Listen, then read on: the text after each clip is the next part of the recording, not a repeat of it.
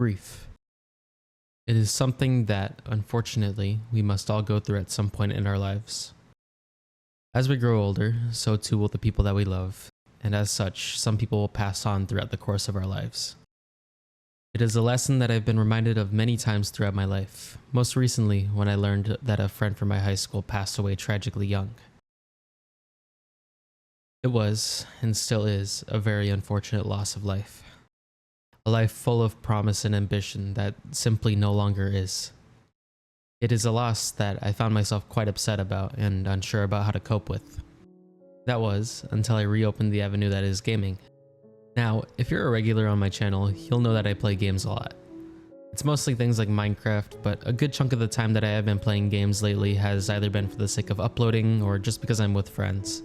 And as a result, it has been quite a minute since I just played a game for myself.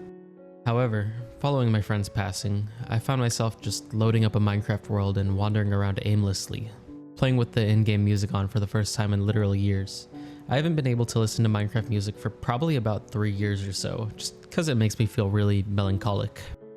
It's not a feeling that I welcome very often, but for the first time in a while, I slid the music slider up and just sat there and played. It was just me, my thoughts, and some simple piano music. It was really therapeutic actually, having no particular end goal or no other people's expectations to consider, just getting to process what I felt. It was an avenue that I'd never really realized that I had used before, but in the wake of multiple tragedies in my life, I've turned to games like Tetris or Minecraft or even Doom Eternal. I know, weird choice. This is mostly just to turn my brain off and to be able to think about what had happened and how I felt.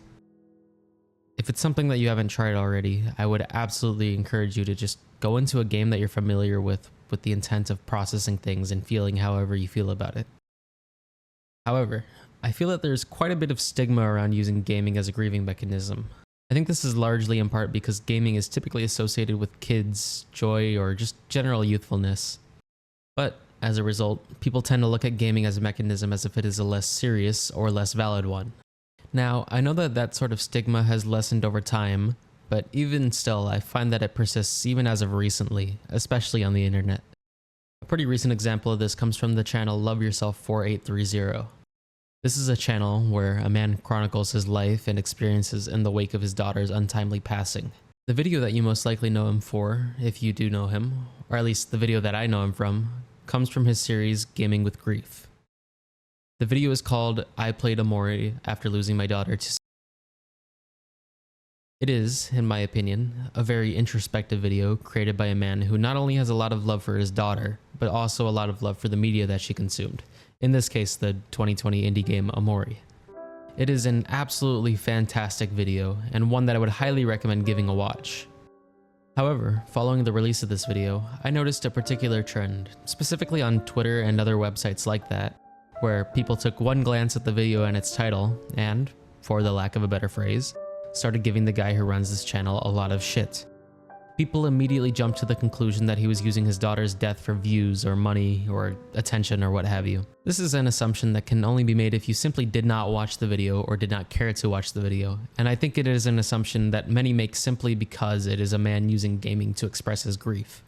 It is a harmful and baseless assumption that assumes that this man, who is just trying to share his journey of grieving his daughter, is instead trying to profit off the loss of life that he has gone on record to state has changed his worldview.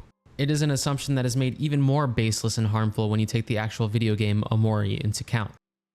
Now, say what you want about its developer Omocat and their controversies, Amori is, at heart, a game about a kid with trauma learning to deal with the death of his sister and his mental health issues as a direct result of inadvertently causing her death. It is an incredibly moving game in my opinion, and one that I believe offers surprisingly good mental health awareness for a video game. It is a game that Love Yourself 4830's daughter might have even seen a bit of herself in, seeing as the main character struggles with suicidal tendencies, intrusive thoughts, and general issues that can be associated with depression. And seeing as this man simply wanted to connect better to his daughter through her favorite game, the notion that his feelings may be any less valid simply because he is talking about them through the lens of a video game can be very upsetting and off-putting to people who do actually rely on games to get through hard times. So just in case you do not understand the benefits of grieving through gaming, I wanted to highlight just a few major benefits that I believe it has over more traditional grieving mechanisms, and highlight some games that complement those aspects. Games offer a unique advantage compared to other forms of media because of their interactivity and storytelling capabilities. With games like Amori, you the player can step into the shoes of somebody who may be in a similar situation to you, in this case the protagonist Sunny, and almost follow along with his journey of grief. Being in the shoes of somebody who's grieving can give the player a sense of agency, feeling almost like they have more control over the situation that they're in. And ultimately, it can help them feel more prepared to cope with the loss that they have in the real world. Other games that I have included that talk about loss in this way are Celeste and That Dragon Cancer. Though discretion is needed before playing this, as they both tackle heavy subject matter, and Celeste specifically is a pretty hard game. Otherwise, I think some good games to just allow you to think are sandbox games, or otherwise easy games that might be second nature to you. For me, these included things like Minecraft and Tetris, which are very simple and repetitive, so you have more ability to just think and process your feelings without feeling as though you are being unproductive. Now, of course, seeing as grief is a very big thing, it is very easy for it to overwhelm you, and as such, I think it might be good to have a game with an immersive story to take your mind off of things. Now, I'm not going to encourage completely avoiding thinking about loss, as I believe there is a balance to try and accomplish between letting it consume you and not thinking about it at all.